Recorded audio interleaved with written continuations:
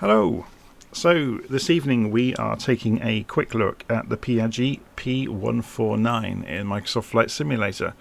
So this is an Italian trainer from the 1950s that was then built under license by Focke-Wulf for the West German Air Force, and they used it right the way through until the very early 1990s. It was also used by Swissair, which you can see here from this livery, for their pilot training program for their airline. So it's I think that the first takeaway is look how the quality of the modelling here is really something else.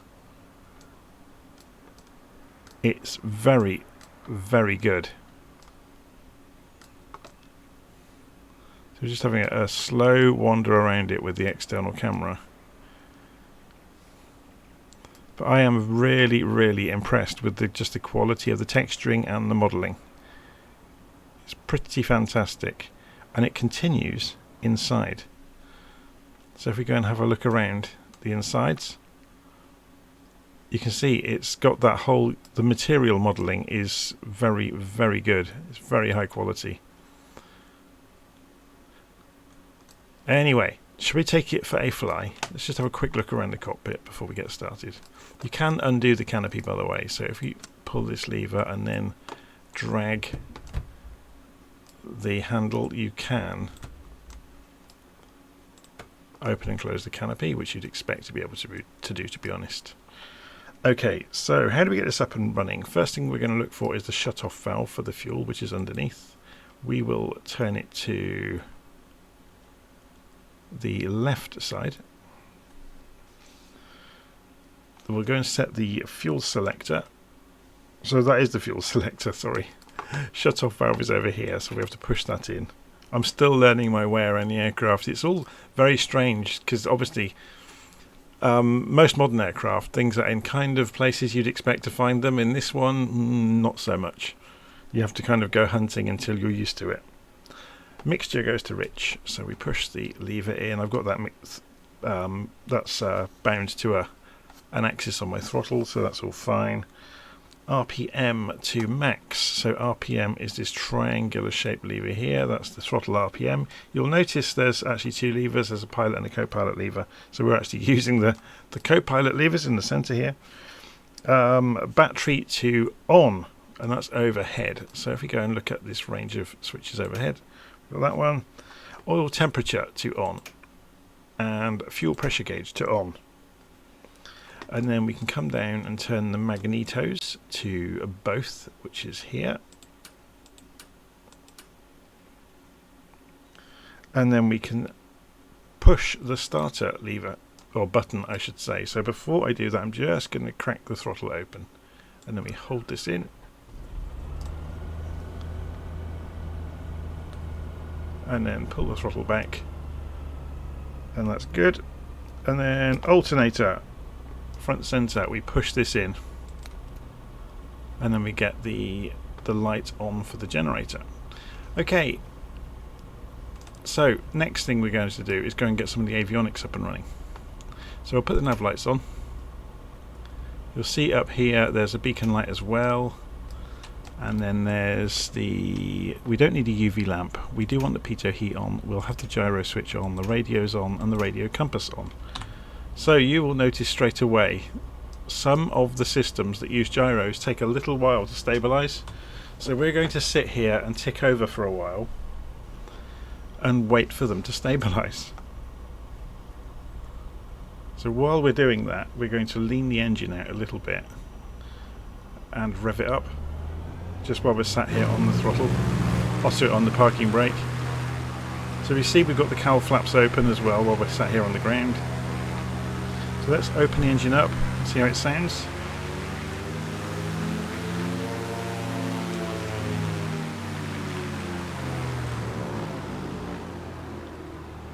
So I'm pulling it back to tick over. You can see things are beginning to stabilize. We'll just wait a little bit longer. So we're waiting for yes, it's all calibrated now. Look, everything has steadied itself out. So we're going to press B to calibrate the altimeter, and we're going to press D to calibrate the gyro compass. you've got the binnacle compass up here anyway. We're going to turn the landing lights on for our purposes today. We're just going to be flying some circuits, so we're going to light up the area. You will notice you've got on switches for the comm and the nav radios. Transponder we'll go and turn on. ADF we're not actually going to use, so we'll just leave it in its standard setting there. The radio compass is having a bit of a nightmare over there. So if we turn this off, that will stop that from spinning, which is fine. It would have been spinning because it couldn't find anything, basically. Okay, shall we take it for a fly? So off the parking brake. Extend the flaps to takeoff position. You can see that there. If you saw, you didn't see a flap lever moving there, it's like a handbrake lever from a car down here. If you're wondering what this lever here is, it's difficult to actually see. You lift it up and you can spin it like a crank handle. It's the manual undercarriage release, so you can wind it to crank the undercarriage down. Okay, right, let's go for a fly then. So parking brake is off.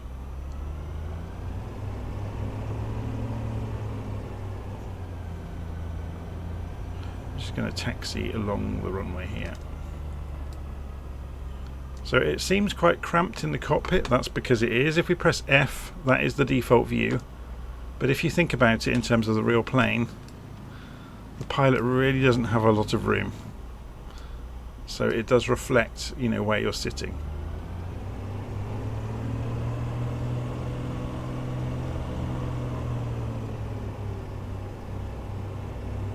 So we'll just taxi out to the runway. It shouldn't take too long.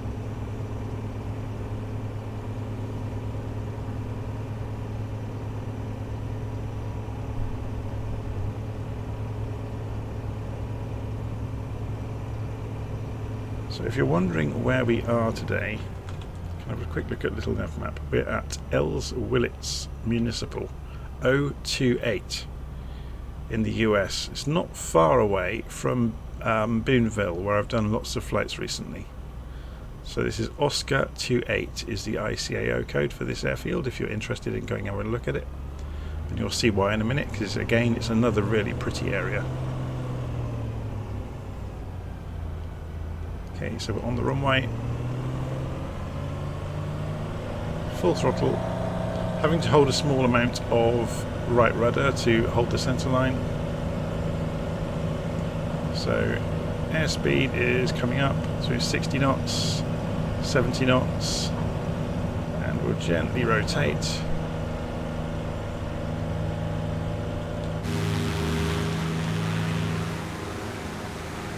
And we raise the undercarriage and raise the flaps.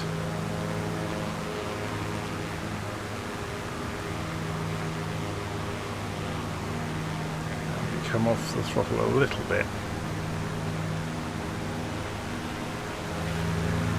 It's a gorgeous little aeroplane, isn't it? It's a bit funky looking with the canopy, but once you get over that, the weather around here has been absolutely spectacular all day. There's been rainstorms and all sorts. I did a bit of a group session earlier, and we were flying out of Boonville and over to some of the nearby airfields, and yeah, it was stunning.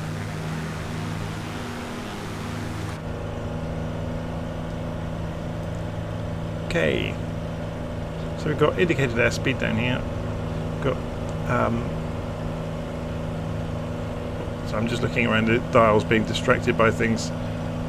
Looking at the gear lever over here, I'm not very happy with that. I don't think the gear really works very well in the way it works in the controller. Yeah, it doesn't work. I need to disconnect it on the controller because it's going to keep pushing up all the time. The way they've implemented it doesn't really suit my Airbus controller.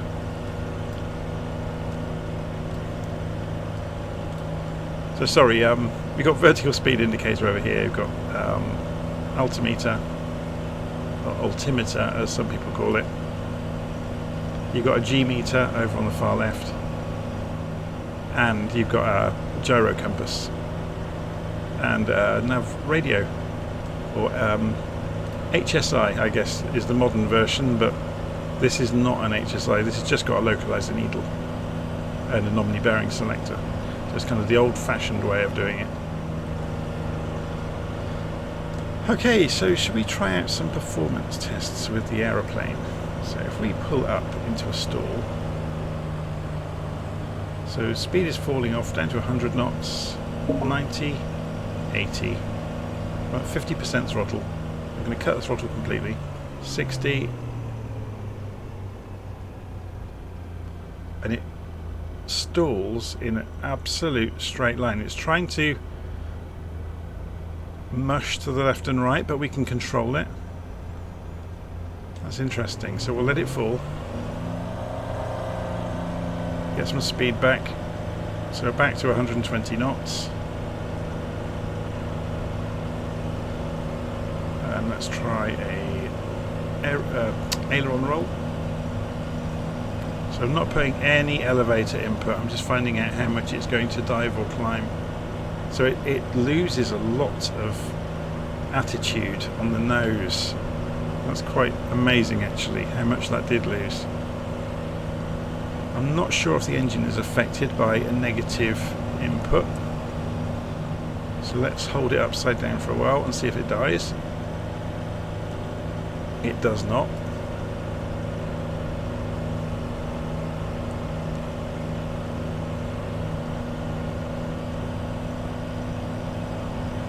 Rudder deflection really doesn't hold the nose up very well on a slow roll either. Okay, let's turn back towards the airfield. Visibility is very good because of this huge big glass bubble canopy. Obviously there's the framework around it, but we can work with that. See the airfield over here. We're starting to get the effects of icing, so we're going to need to be careful because this aircraft has no way of dealing with that. Just looking at, there's little bits and pieces of it. It's been close to zero here all day. You can see it there, look, there's icing forming. So we'll just be careful about that and stay away from the clouds.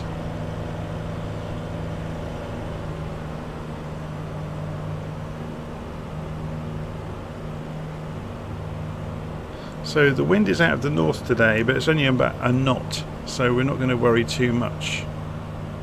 So the wind is coming from behind us, but it's only like 1 or 2 knots. That's why this rain has been hanging over the whole area all day. You can see it's absolutely dumping over there in the valley to the south of us.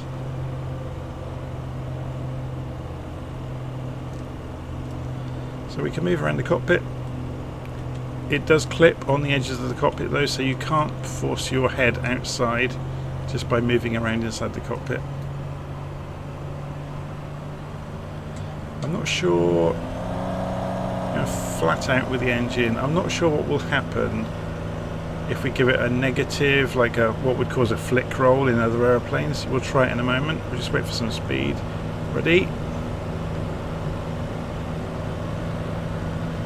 Yeah, it's not even going to entertain it.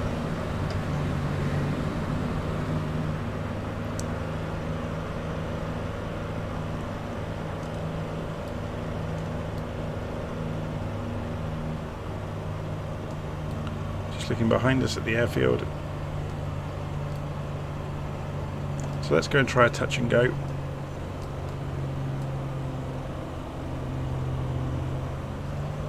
Obviously there's no autopilot in this aircraft, but like I say, it has got a nav radio, which is really useful.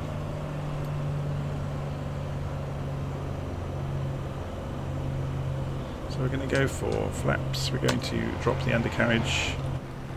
You see the undercarriage does raise and lower remarkably quickly actually.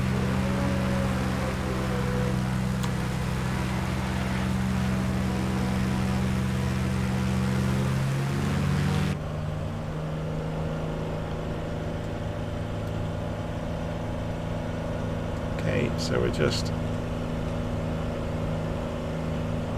turning towards the runway. So looking at airspeed, we're doing just under 80 knots. I'm going to go for full flaps now.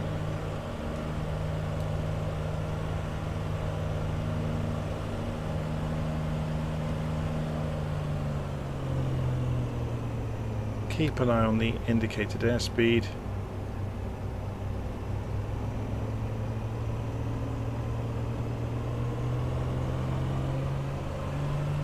Dodge the trees.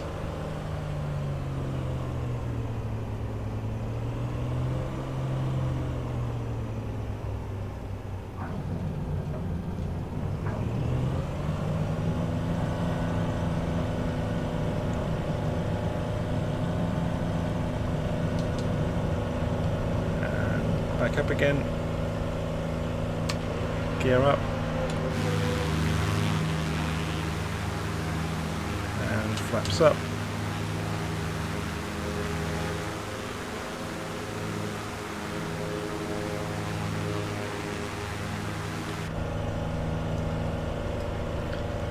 So I just can't get over just how nice the modelling of this is. It looks old, doesn't it? It looks very well worn, but it kind of gives it some character. I think some of the more modern aeroplanes can look a bit austere, a bit too clean and tidy, and this looks like it's seen some life. Lots of things are clickable around the cockpit, I should point out, so you can, if it makes sense to do so at the time, you can open these various windows and things. So he says, as I can't manage to get that one open. Should we try this one?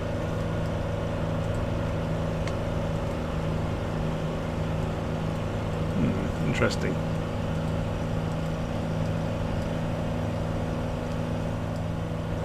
This is what happens when you test an aeroplane on a live recording and you've not tried half the things in it.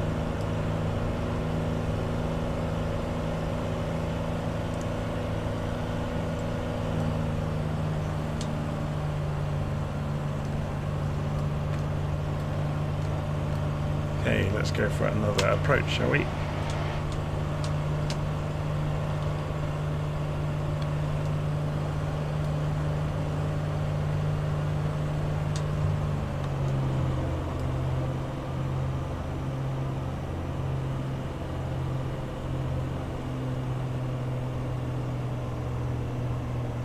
Try a side slip just to see. Don't get a lot of rudder authority.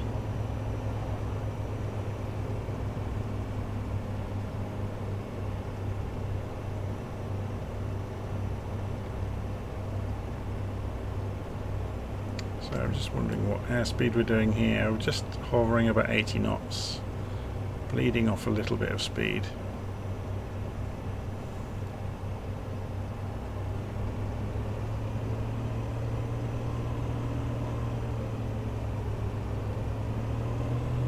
Try not to cut it quite so fine with the trees this time.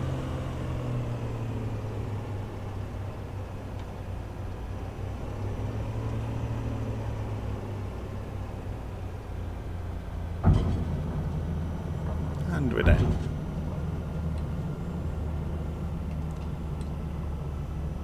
So flaps up.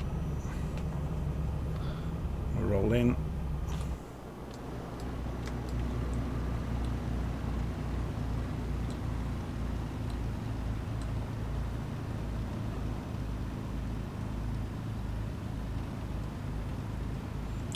So yeah, I really like this little aeroplane. It's great fun. Should we come and turn around opposite the guy that's waiting over here with the tug, or what would you call it? Tug, tractor? What would you call the manual trolley? Probably trolley, isn't it?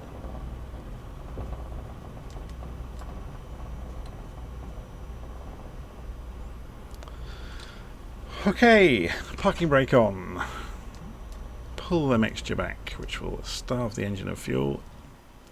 We can start turning things back off. So magnetos can go off. The fuel shut-off valve can go off. The fuel selector can go off. All of these switches can go off. So can all of those switches. And then we can open the roof and get some fresh air. So there we go. Oh, I should have pulled the lever back as well there.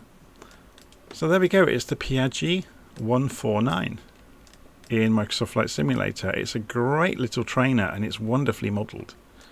So if you like this sort of aeroplane, it's yet another one for your hangar. And I think it's one of the better options. It's really, really high quality modelling throughout. I'm absolutely blown away by it, to be honest. So there you go. I'm going to leave it there.